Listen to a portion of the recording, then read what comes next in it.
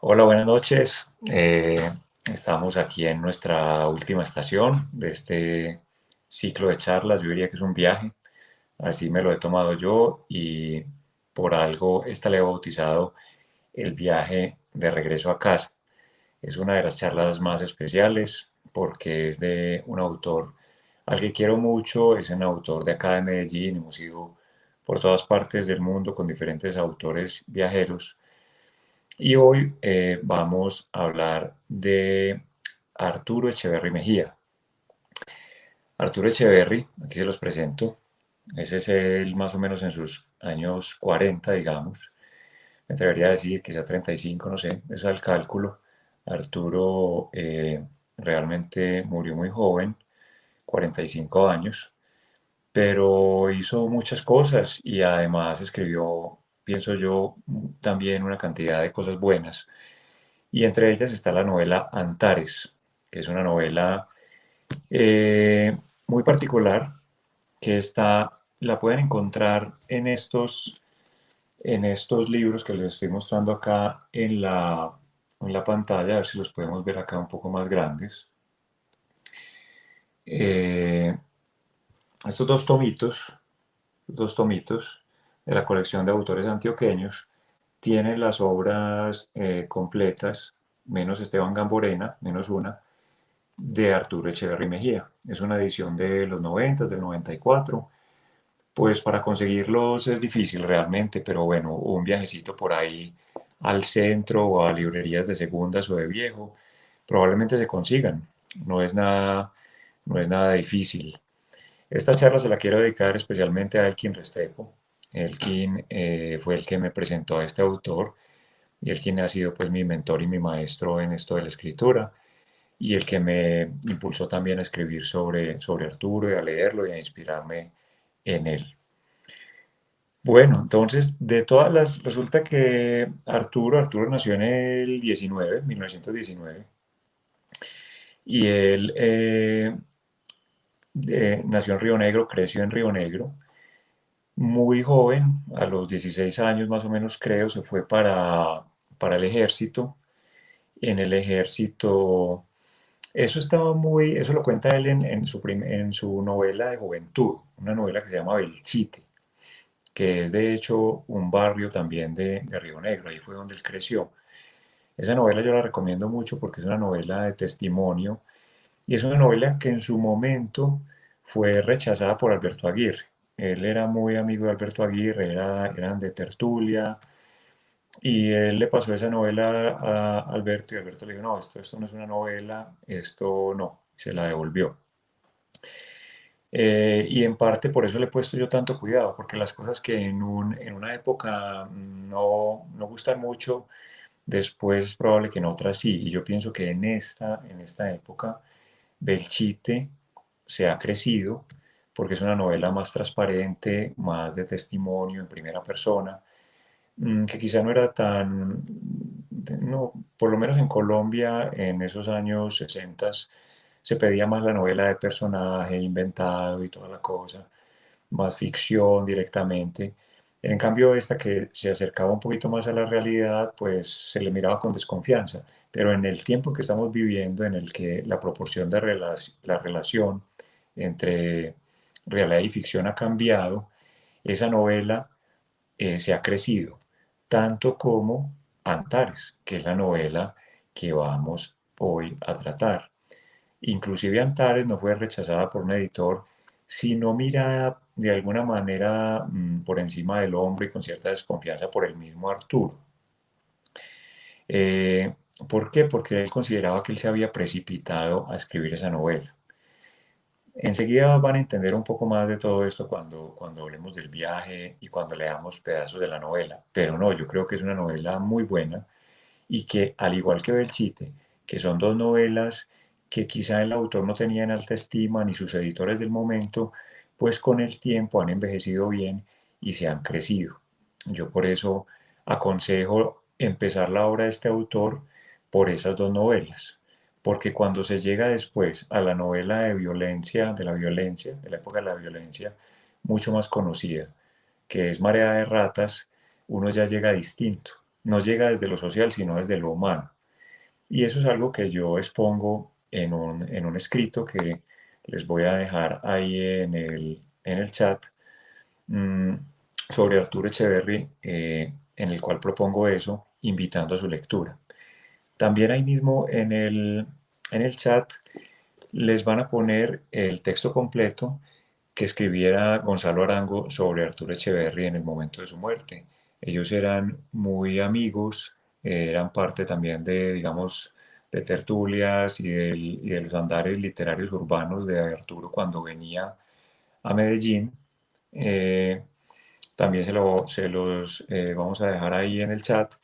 Y por último, un escrito extenso de, de Augusto Escobar, el profesor de la Universidad de Antioquia que estudió a fondo a Arturo Echeverry y pues ha escrito mucho sobre él. Siempre que se escribe sobre Arturo, pues Augusto está ahí. Entonces ese es el tercer texto que les voy a dejar ahí de referencia. Muy bien, vamos entrando en materia y vamos como conectando cosas. Uno al principio, pues como si no conoce el autor, no sabe ni de quién le están hablando, pero bueno, ahí por lo menos tienen una foto y vamos a ver qué fue lo que dio inicio, lo que inspiró a Antares. Antares es una novela de viaje publicada por primera vez en 1949, o sea, 3 años después del viaje solamente. Estamos hablando de un viaje que se realizó en 1946, eh, y vamos a hacer ese recorrido a lo largo de toda esta horita, eh, con muchos elementos muy interesantes, con fotos, con extractos, eh, con unas fotos que son inéditas y que pues he podido conseguir gracias a una de sus hijas, María Francisca Echeverry, y también gracias a testimonios con don Gabriel Harry, que fue un compañero de ya no de mar, sino de tierra de Arturo. Bueno, ahí vamos, yo vuelvo y repito y vamos cogiendo cositas, ustedes van armando su mapa en la cabeza y vámonos para Puerto Leguízamo. Vámonos para Puerto Leguízamo. Puerto Leguízamo queda en en el río Putumayo, el río Putumayo, todo el sur de Colombia. Puerto Leguízamo es una ciudad, un pueblo, una ciudad chiquita, que pues que cogió el nombre del, del soldado Cándido Leguízamo, que fue un héroe nacional en la corta guerra con el Perú, que pues falleció, él fue herido en la guerra ahí cruzando el río Putumayo, lo mandaron a Bogotá, le hicieron una cirugía y él lo que quería era recuperarse para ir a pelear. Eso fue en los años 30 y pues por su muerte pues se le considera un héroe de guerra y la antigua población de Caucayá se bautizó como Puerto Leguízamo. Ahí en Puerto Leguízamo, después de que la guerra ya pasara, fue destinado a Arturo Echeverry en el año 1944, cuando estaba ya en la Armada. Yo les dije que él se había ido para el ejército. En el ejército hizo sus primeros años. Después en el ejército lo destinaron a instrucción de cadetes. Pues yo me imagino que ese era un puesto que a él no le traía ninguna acción, siendo él un aventurero. Se salió del ejército y se pasó para la Armada. Y en la Armada lo mandaron para Puerto Leguízamo en el 44 como jefe de obras civiles, porque la Armada quería ahí armar un astillero, un varadero se llama eso, un lugar donde pudieran reparar y armar los barcos que iban a transitar por toda esa zona del Putumayo, del Amazonas. Y él cumplió ahí su servicio, pues su destinación durante el 44 y el 45 a finales. Ya él estaba, digamos, como en la última parte de su tiempo allá, ya consideraba que su ciclo se estaba cumpliendo y en un diciembre ahí en Puerto Leguízamo, con un socio de allá, su amigo Jaime Parra, pues resulta que se les ocurrió una idea y esa idea la cuenta él en el libro en Antares de la siguiente manera, dice, de pronto, sin saber cuándo ni cómo, nos encontramos obsesionados por la construcción del bote y la ejecución del viaje. Esa misma noche trabajamos en un anteproyecto y dedujimos las dimensiones que creíamos más convenientes para la eslora, la manga y el puntal.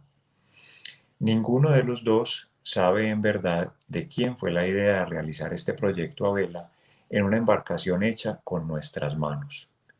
Cuando nos recogimos esa noche a dormir, guiados por los ensueños, nos embarcamos en el yate y efectuamos la primera navegación en el mar de fantasía. Bueno, quiénes eran ellos en ese momento? Yo les mostré un Arturo pues ya un poquito mayor, pero vamos a verlo aquí justo en ese momento a él y a sus compañeros. Este es Arturo.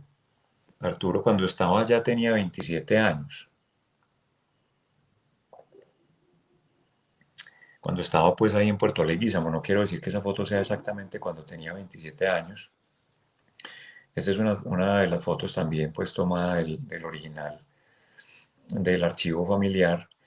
Eh, pero en el momento, en el 46, tenía 27 y esta foto debe haber sido tomada un poquito antes apenas. Luego vamos a brincarnos este otro personaje un segundo y vamos aquí al grumete Jaime Parra, bastante serio, ahí está un poquito más joven de la edad que tenía en ese momento en Puerto Leguízamo. Este es Jaime Parra, cuando se graduó de grumete, y este es Jaime Parra cuando fue el primer almirante de la Armada Nacional en el año 73, 40 años después. Cuando él dice ninguno de los dos sabía o sabe de quién fue la idea, estamos hablando de Arturo y de Jaime, Arturo Echeverry y Jaime Parra. Ellos empezaron entonces, ahorita les hablo de ese tercer marinero, aquí enseguida lo miramos, porque es que él no estaba planeado en un momento, ese tercer no, eran ellos dos nada más. Entonces ellos empiezan a construir el barco y lo iban a hacer con sus manos, o sea, lo iban a construir ellos, no era comprar un barco. Y para eso fueron y cortaron el árbol. Fueron con alguna gente de ahí de la guarnición, fueron a cortar el árbol. Y esto lo cuenta Arturo aquí de la siguiente manera. Dice, la expedición, porque no fueron ellos dos solos, sino que finalmente Arturo se quedó en puerto organizando unas cosas y fue Jaime Parra con un grupo de marineros destacados allá. Esa es la expedición que él refiere aquí. La expedición sube por el Putumayo hasta las bocas del Caucayá. Continúa por este río en busca de las partes altas de la selva, que son el divorcium aquarum de las corrientes que van al Caquetá y al Putumayo. Allí encuentran, no sin trabajo, un árbol gigante, al que derriban y del que sacan una troza de 16 metros de largo y 1,5 metros de diámetro. Más pequeño no nos hubiese servido. La operación de cortarlo, arrastrarlo hasta las orillas del Caucayá y ponerlo a flote en una balsa fabricada previamente con canecas y liada con bejucos, consume muchas horas, horas que para mí, que permanecía en la base, son de angustia. O sea, estamos hablando que esta gente va y corta el árbol de esa manera tan bonita, como tan mítica, eso parece una cosa de leyenda. Estamos aquí en Puerto Leguízamo, ellos tuvieron que ir, cuando él dice que se fue por el Cauca ya, era que hacían lo siguiente. Fueron aquí, este es Puerto Leguízamo, lo que ustedes ven ahí pues como un poquito más clarito, perdón. A ver, esta es una para que entiendan lo que se está viendo ahí. Puerto Leguízamo es solamente este pedacito pequeño de urbanizado, este pedacito que está aquí. Ya todo lo otro es, digamos, la frontera urbana y rural, o mejor dicho, la frontera de selva, que es Todo esto es lo que está talado seguramente para ganadería y agricultura, y ya esto otro es lo que todavía queda de selva hoy. Para que ustedes vean acá, ellos se metieron por este río, por este pequeño río que es el Caucayá, todo este río, todas estas curvas, y fueron a buscar estas partes altas de la selva, porque aquí ya los ríos van a dar a este que es el Caquetá, aquí arriba. Yo lo pongo un poquito más lejos. Ese río que ustedes ven en la parte superior derecha es el Caquetá. Este es el Putumayo, que está en la parte inferior izquierda. Aquí está Puerto Leguízamo y el árbol lo fueron a buscar por aquí. Eso fue un fin de semana completo de subir por este río Cauca ya, afluente del Putumayo, cortarlo y traerlo pues de esa manera como de leyenda. El Divorcium Aquarum del que él habla es esta línea, que es la que si una gota de agua cae aquí, va a dar al Putumayo, y si una gota de agua cae acá, va a dar al Caquetá. Bueno, entonces vamos a mirar el barco, vamos a mirar qué fue lo que ellos construyeron. Este era el yate, este era el bote, la embarcación, el yate, le decía muy a menudo. Y lo describe de esta manera, eh, pues un pedacito de la construcción. Arturo dice en Antares, en la novela, el yate está todavía en tierra y para nosotros es muy placentero ver a los habitantes del caserío que vienen a conocerlo. Los domingos, sobre la cubierta del bote, pasa las horas el contramaestre Aurelio Valencia, quien con su simpatía distrae a los visitantes. Él, en compañía de Cipriano Archibald y Gómez, se ofrecen galantemente a cortar y coser los trapos del foque, mayor y mesana, mejor dicho, las velas de nuestro yate. Todas las gentes observan cómo contrasta su tez charolada de negro con el verde de las lonas en que trabaja. ¿Cómo era en ese momento Puerto Leguízamo? Pues más o menos así. Vamos a poner aquí un par de fotos de lo que era Leguízamo en ese momento. Quizá un poquito antes. Estas fotos son tomadas de un archivo personal. Estas sí están en internet. De los fundadores de Puerto Leguízamo. Lo fundaron, mejor dicho, de Caucayá, antes de que se llamara Puerto Leguízamo, que la fundaron en 1920. Escuchemos cómo la describe cómo la describe Arturo ya en el 46. Puerto Leguízamo es un punto imperceptible en medio de la inmensidad de la Manigua. La selva, que lo rodea como cerca natural, da aspecto oscuro y que se extiende, perdón, la selva, que lo rodea como cerca natural de aspecto oscuro y que se extiende miles de kilómetros, parece que lo asfixia. Solamente la cinta plateada del Putumayo y el hilo polvoriento de la carretera a la Tagua cortan la monotonía del paisaje y lo unen a la civilización, al interior de la República, al lugar de donde vino el hombre que invariablemente siente especial atracción por los misterios de la selva y por conocerlos se entra a ella y jura, por haber sido la primera vez, no volver a intentarlo. Pero la manigua tiene encantos, es hembra melosa, repulsiva y atrayente. El hombre seducido por ella, si la abandona, no la olvidará jamás. Pues probablemente sea por eso que después Arturo se fue a abrir fincas a Caucasia y después al Urabá. Muy bien, ahí tenemos pues entonces ya a estos dos con su bote muy adelantado. La idea no les gusta mucho a los superiores ni a la gente. En general los prácticos y los que andan por el río decían que eso era una locura. En un bote así pues andar por todo el Putumayo. Bueno, es que no les he contado de qué se trataba el viaje. Estoy tan sumergido en esta novela que se me había olvidado contarles pues qué es lo que iban a hacer. Y lo que iban a hacer es nada más y nada menos que bajar aguas abajo por todo el Putumayo, luego por el Amazonas meterse por el Océano Atlántico y llegar a Cartagena. Eso es mucho recorrido. Esa es la parte por el Putumayo, esa que está ahí como en fucsia. Luego viene toda esta parte por el Amazonas. Ahorita vamos a llegar hasta allá. Ese es todo el Amazonas, hasta Belén de Pará, que es el último en esa línea anaranjada.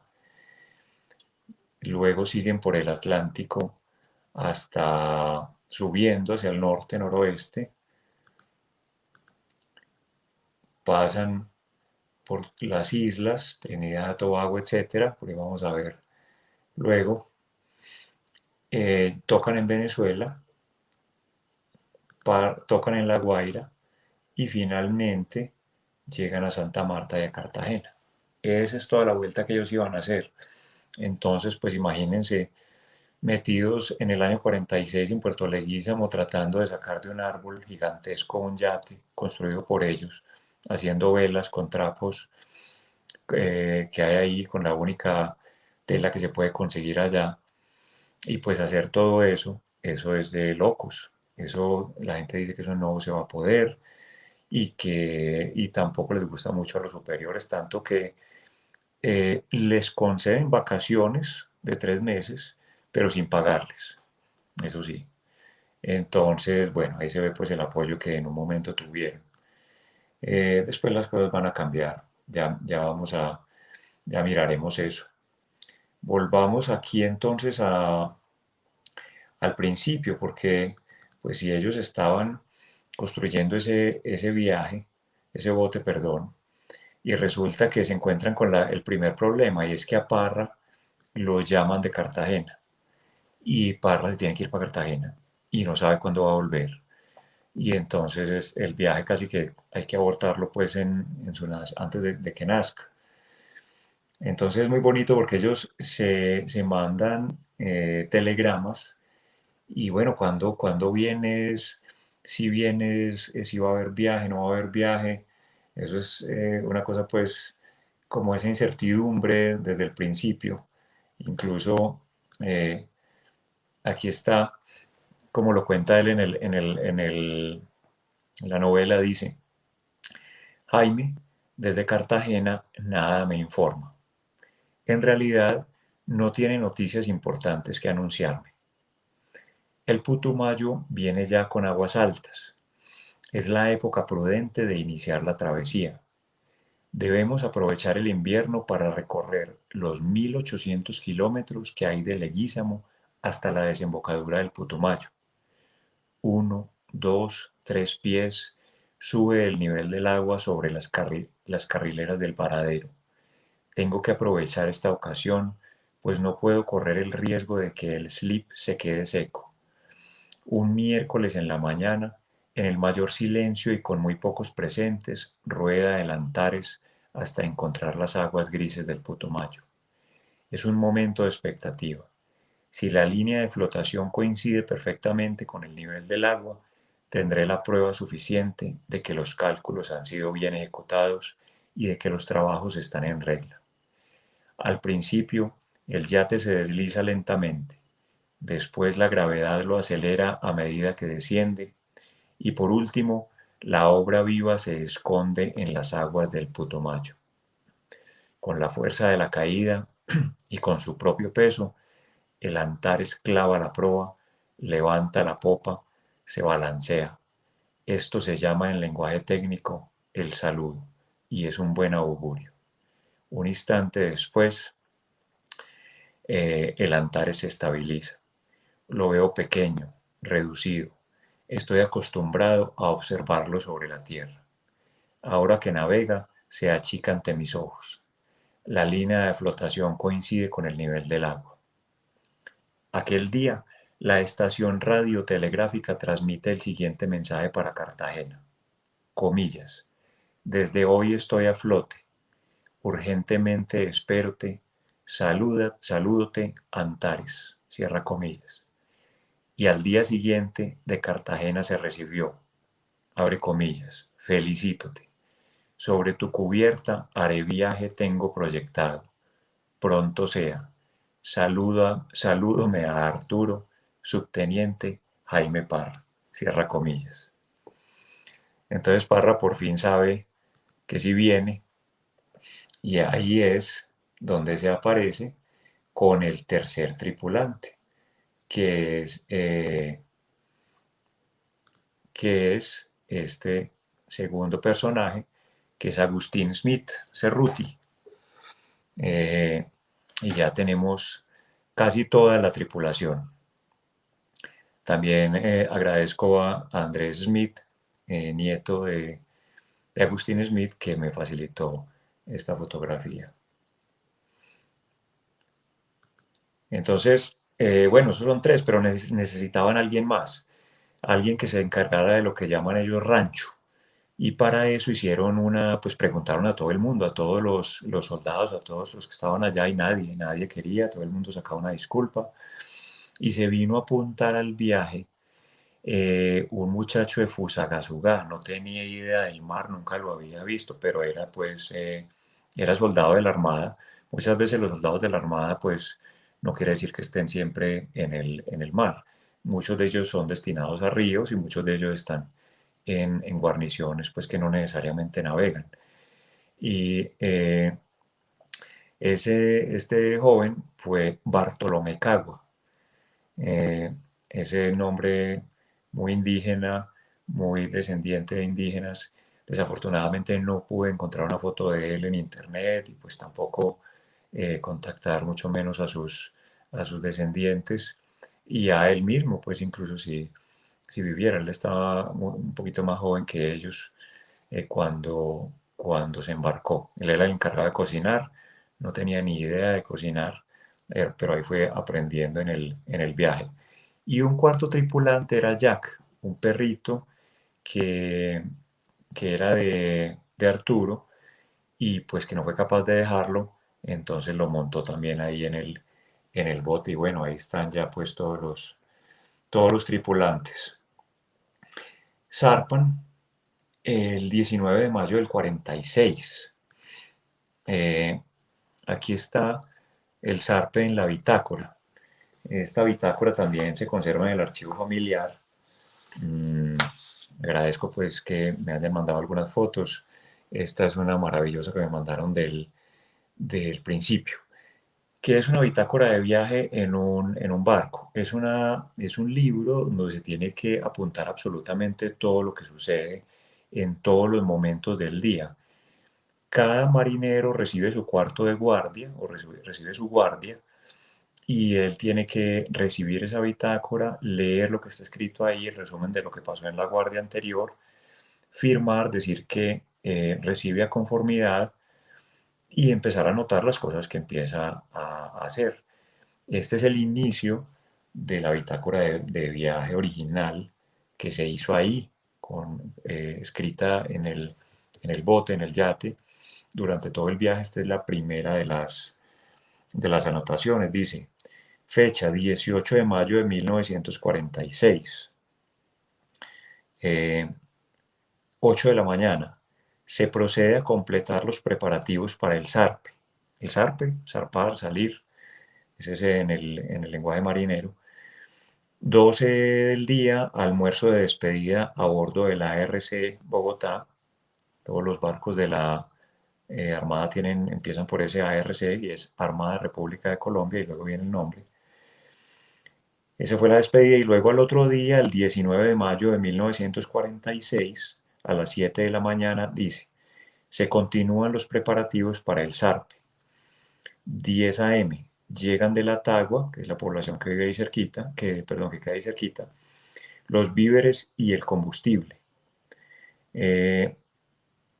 Una anotación, él es un velero, o sea, él no va a combustible, va con velas y con viento solamente. Lo que pasa es que tiene un motor auxiliar adaptado de un carro Ford del 28 que servía de pronto para atracar o para salir de un remolino, pero no podía funcionar sino 10 minutos como máximo. Si no, se calentaba, se recalentaba. Pero bueno, de todas formas se llevaban su combustible para eso. 11:45 de la mañana, el capitán de la base procede a la bendición del Antares. 12 del día, se sueltan amarras y se procede Putumayo abajo, remolcados por la lancha Cadete Puentes. ¿Por qué remolcados por la lancha Cadete Puentes? Porque en esta parte del Putumayo, pues si bien es un río grande, no es lo suficientemente grande para que haya vientos para impulsar el yate. Entonces tienen que hacer todo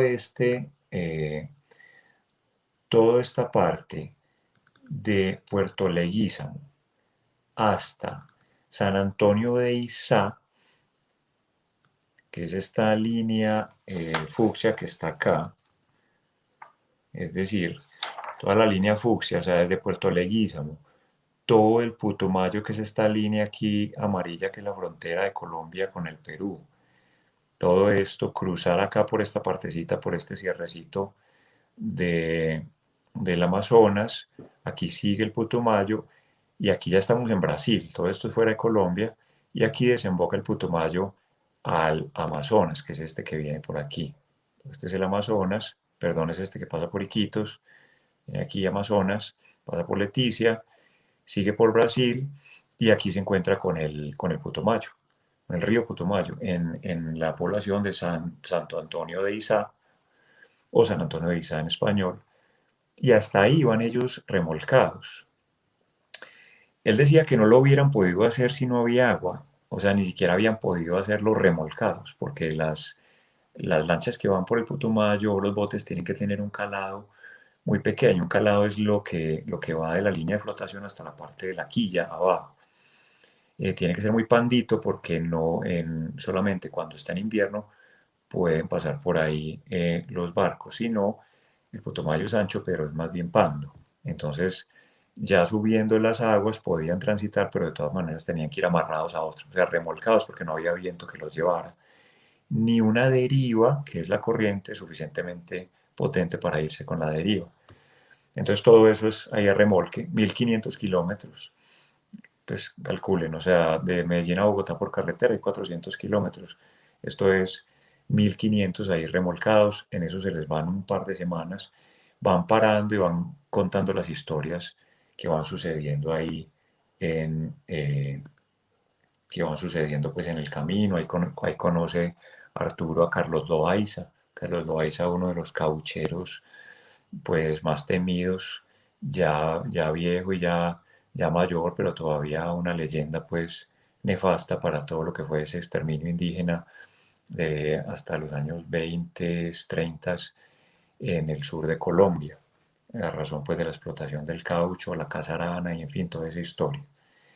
Eh, Aquí en San Antonio de Izá entonces vamos a mirar qué pasa porque ahí en la bitácora de viaje, recuerden, este es el Putumayo, llegan por aquí remolcados, ahí amarran ya en el Amazonas, que es este, y es un momento muy especial y está consignado ahí en la bitácora.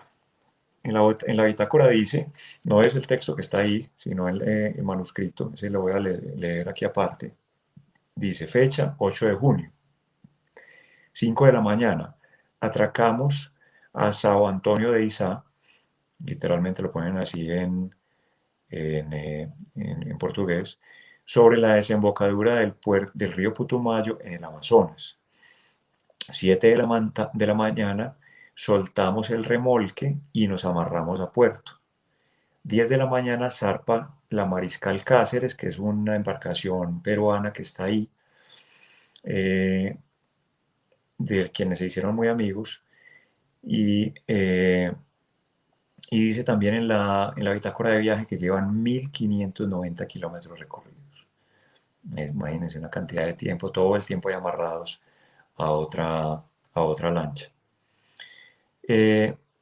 Ahí, ya en la novela lo cuenta de la siguiente manera Arturo, dice, documentados lo mejor posible, regresamos a bordo para enterar a Parra. Parra tiene ahí ya disentería, que es la enfermedad que los va a atacar más a todos. Siempre todos van a caer atacados por disentería, una infección intestinal, y Parra es el primero que le va mal. Entonces dicen para enterar a Parra, eh, porque se ha tenido que quedar en la embarcación mientras ellos van al pueblo. Entonces dice, documentado lo mejor posible, regresamos a bordo para enterar a Parra y de acuerdo con él tomar las medidas conducentes a los preparativos del zarpe. Llega el momento de lanzarnos a un río desconocido para nosotros, sin cartas de navegación, sin práctico, que es el que generalmente conoce el río, dice por dónde meterse, sin motor, simplemente con la ayuda de las velas que en el principio no nos servirán de nada por la falta total de viento en aquellas regiones del Alto Amazonas. Por ahora lo mejor era la deriva, que la suerte y la corriente nos llevasen por la ruta que el destino demarcara. O sea, ahí empieza realmente pues la aventura. Ya hay nerviosismo entre ellos, es ya enfrentar el río, pues el río realmente gigantesco que es el Amazonas. Y sí, muy cerquita, muy pronto los coge una tormenta y los manda 6 kilómetros para atrás. O sea, el solo viento los tira 6 kilómetros aguas arriba en una noche, sin ellos poder controlar absolutamente nada.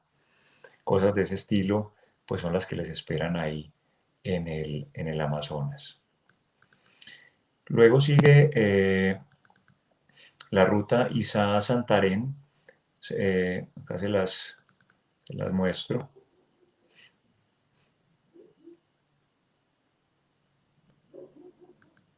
Está ahí en naranjado. O sea, es todo el Amazonas, pasando incluso por Manaos. eh, Ahí lo pueden ver en rojo. Pasan por Manaos, que son las bocas del Negro, del río Negro. eh, Itacoatiara. mm, Ahí es otro lugar donde tocan. Luego siguen para Parentins. Ellos van pues, no es que esos son simplemente unos lugares ahí importantes que he elegido pues para mostrarles.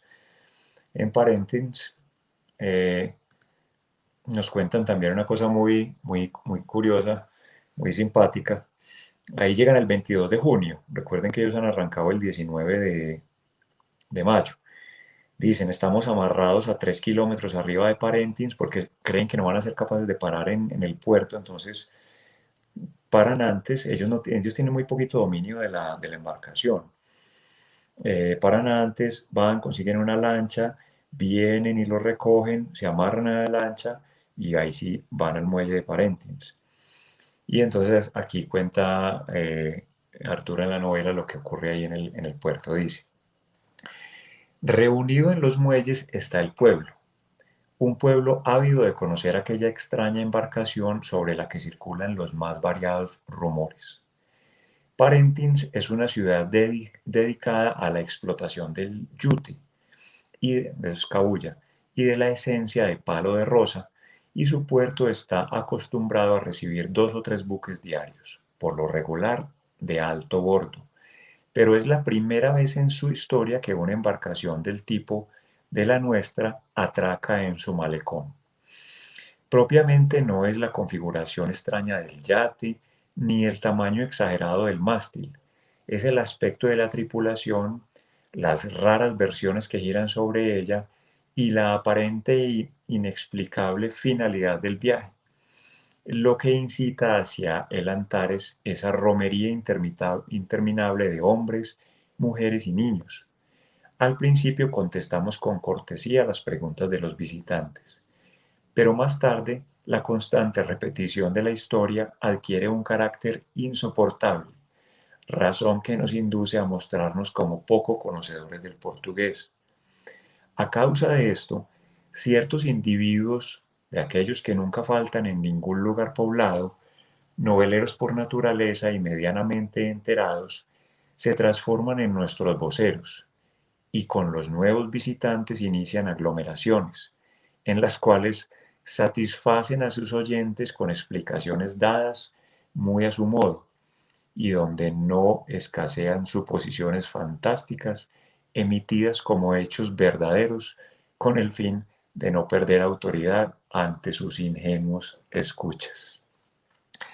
Así pues que ya están haciendo leyenda ellos ahí en Parentins. Bueno, luego siguen para Santarém. Santarém dice Arturo que es una de las ciudades más espectaculares, sobre todo por las aguas azules que se ven ahí. Esa es la desembocadura de otro río. Ahí incluso Santarém no está exactamente sobre el Amazonas, ahí cerquitas. Sin embargo, luego ahí viene algo muy importante y es que ellos en Santarém tienen que conseguir un remolque nuevo por lo siguiente. Eh, Observen aquí el Amazonas, ahí estamos ya. Santarém, bocas del Amazonas. Estas son las bocas del Amazonas, pero por ahí no se puede salir. O sea, eso es una maraña impresionante de caños que muy poca gente conoce, que son traicioneros, que son muy bajitos, que se cierran, que cambian. Entonces, lo que normalmente hacen los barcos para salir del Amazonas hacia hacia el Atlántico es tomar lo que se llama el estrecho de Breves. El estrecho de Breves es salirse aquí del Amazonas, coger un río tributario y pasar por la población de Breves, pasar por la población de Breves, que ahí pueden observarla, para caer ya al río Pará, que es el río sobre el cual está Belén du Pará y que es el que sale ya, sí, al Atlántico. Todo eso lo tienen que hacer remolcados. Es imposible para ellos con tan poquita capacidad de maniobra tener que salir. Esto parece, pues, aquí hemos resumido, pero han pasado por mil cosas, se les han dañado las velas, se han quedado en remolinos durante días, han pasado tormentas, eh, o sea, ha sido una cosa impresionante. Me salté aquí algo muy importante, es que que de aquí de Santarém es que se tiene que devolver Agustín Smith. Eh, Se tiene que devolver Agustín Smith, no puede seguir. O sea, la disentería es tan impresionante, pues, tan fuerte, tan grave, que en el hospital lo tratan los médicos y le dicen que no, que si se logra recuperar se tiene que ir en avión ya pues para Colombia. Entonces ahí Agustín Smith ya es una baja pues en el viaje y ya siguen. Bueno, se me había olvidado contar que Jack, el perrito, lo dejaron mucho antes. Un perrito pues en un barco es muy difícil, el mareo, la poca comida, no entran al baño, en fin. Bueno, entonces ya había Jack salido de a bordo y después Agustín Smith, siguieron Arturo, Jaime Parra y Bartolomé Cagua. Ellos tres salen aquí a Belén. En Belén están ellos en el día 51 de viaje y llevan 4.270 kilómetros recorridos. Eso es pues una cantidad impresionante. Ya eh, cuando salen aquí al Atlántico, las cosas son muy distintas. La salida es impresionantemente difícil. O sea, esas olas, así aquí en esta boca, hay unas vientos y unas olas que se llaman prororocas, que son olas de 14 metros y ellos no tenían nada que hacer contra ellas, simplemente aguantar la prorroca. Era una cosa impresionante porque se tenían que meter en la parte de abajo, en la sentina, en lo más bajo del yate, cuñarse con todo lo que tuvieran para no salir despedidos contra las paredes y contra el techo para enfrentar esas olas. De hecho, ellos no podían estar allá afuera, pues como se los imagina uno en una película, con la velita, vestidos ahí, pues con esas cosas de las propagandas, pues de rayitas, no, metidos allá abajo, quietos y esperando lo que les trajera el vendaval. Si al otro día estaban vivos, podían seguir y bueno, afortunadamente lo estuvieron y el barco no se hundió, no naufragó, reparaban lo que podían.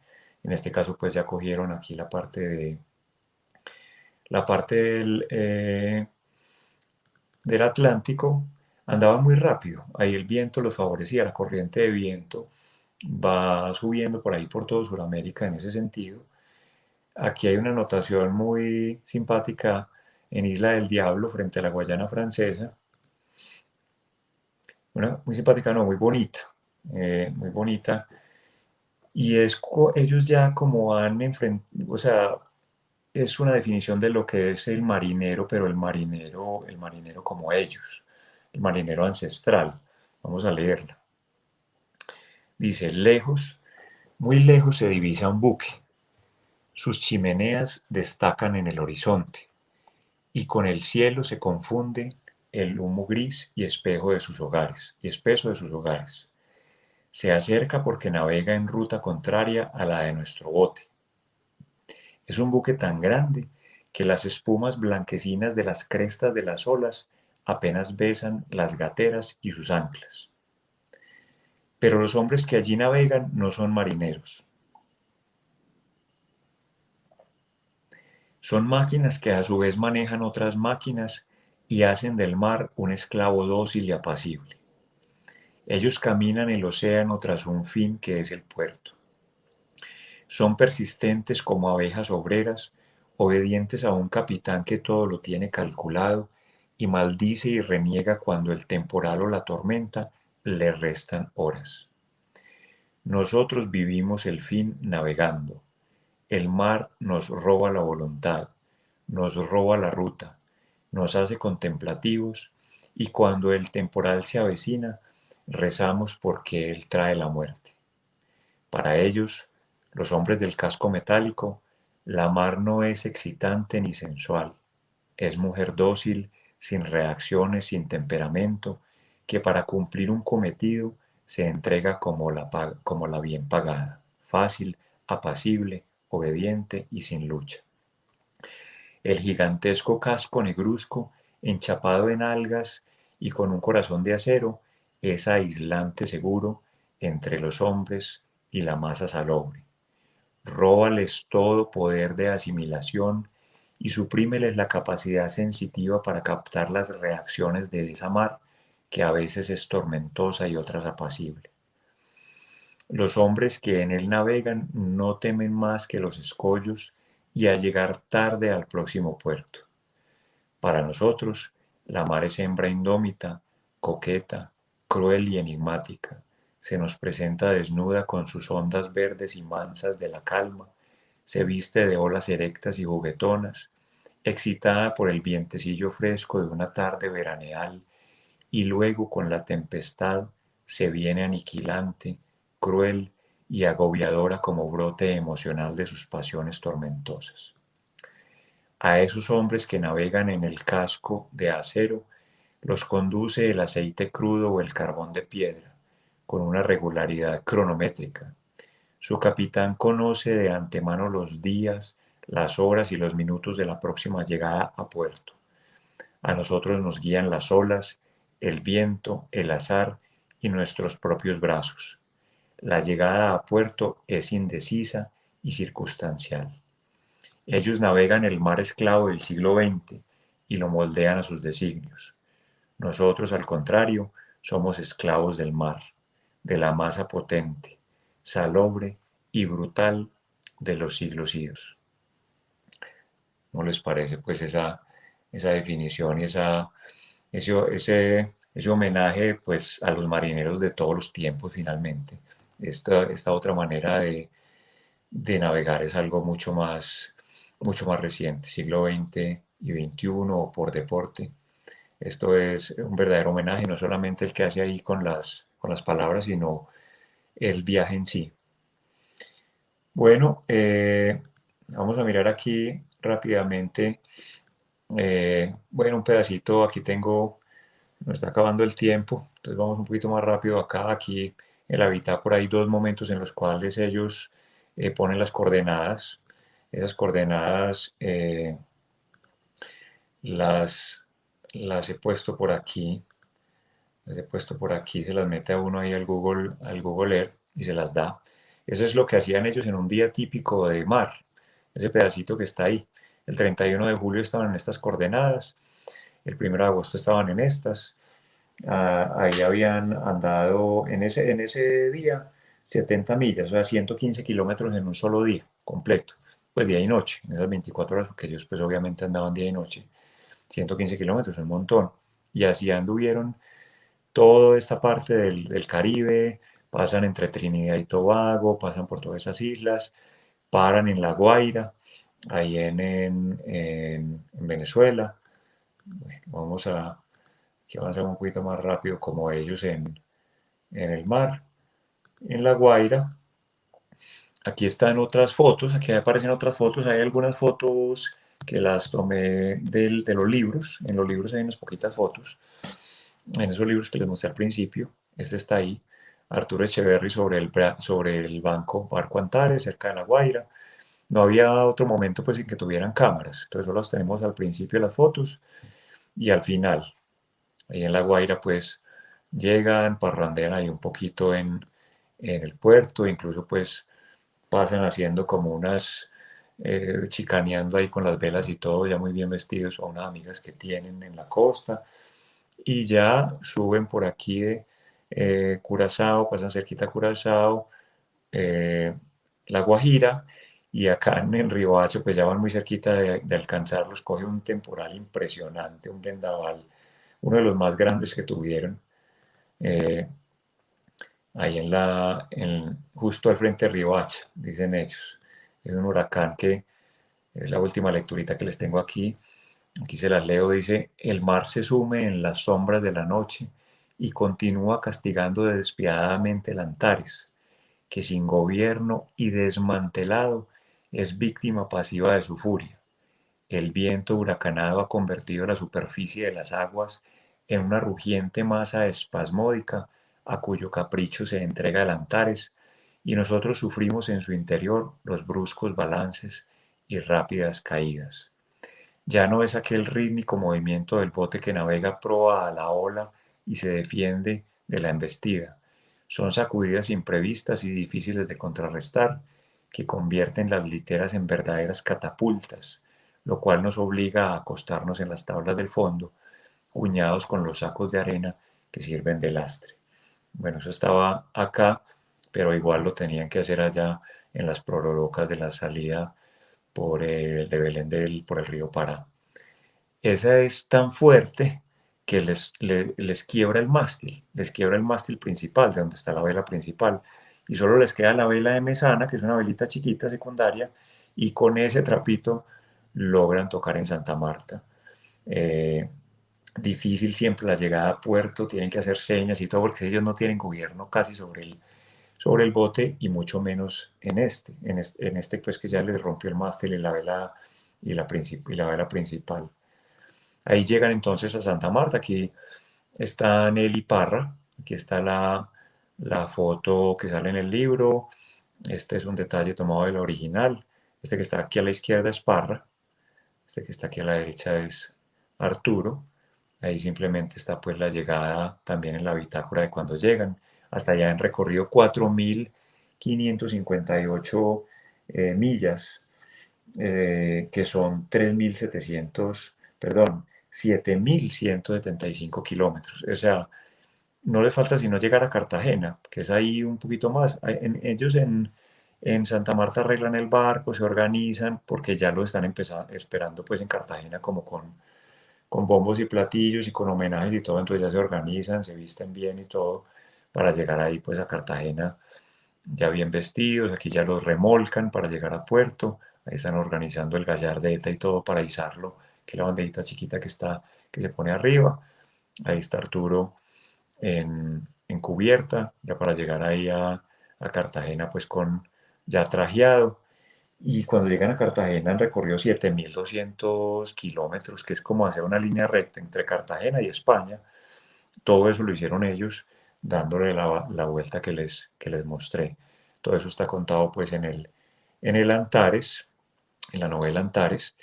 Y ya lo último es mostrarles aquí